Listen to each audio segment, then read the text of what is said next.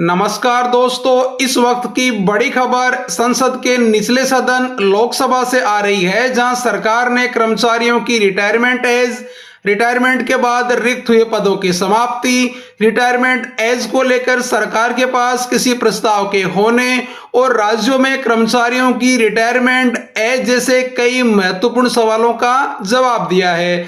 जी हां दोस्तों, डॉक्टर गणपति राजकुमार पी और प्रो सौगत राय द्वारा आज दिनांक 19 मार्च 2025 को पूछे गए सवालों के जवाब में सरकार ने रिटायरमेंट से संबंधित सभी मुद्दों पर अपना स्टैंड क्लियर कर दिया है। पहला सवाल, क्या सरकार का देश के सरकारी कर्मचारियों की रिटायरमेंट एज में परिवर्तन करने का कोई प्रस्ताव है और यदि हां तो इसके संबंध में क्या ब्यौरा है। दूसरा सवाल, क्या कर्मचारियों की सेवानिवृत्ति से उत्पन्न रिक्तियों को समाप्त करने की कोई नीति है और यदि हां तो इसके संबंध में ब्यौरा क्या है और वर्ष 2014 से समाप्त किए पदों की संख्या कितनी है। सवालों का जवाब दिया कार्मिक, लोक शिकायत और पेंशन मंत्रालय में राज्य मंत्री और प्रधानमंत्री कार्यालय में राज्य मंत्री डॉक्टर जितेंद्र सिंह ने।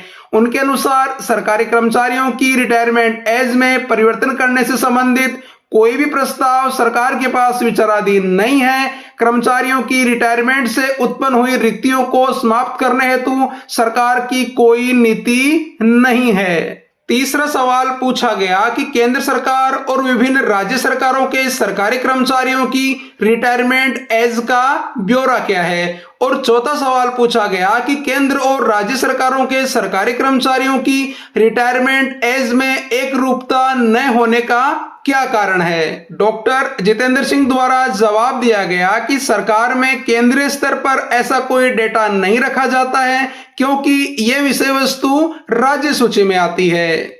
पांचवा सवाल पूछा गया कि क्या किसी सरकारी कर्मचारी संघ या फिर संगठन ने रिटायरमेंट एज में परिवर्तन किए जाने की मांग की है और यदि हां तो इसके संबंध में ब्यौरा क्या है। सरकार द्वारा जवाब दिया गया कि राष्ट्रीय परिषद, संयुक्त परामर्शदात्री तंत्र यानी नेशनल काउंसिल जेसीएम के कर्मचारी पक्ष से कोई भी औपचारिक प्रस्ताव इस संबंध में प्राप्त नहीं हुआ है।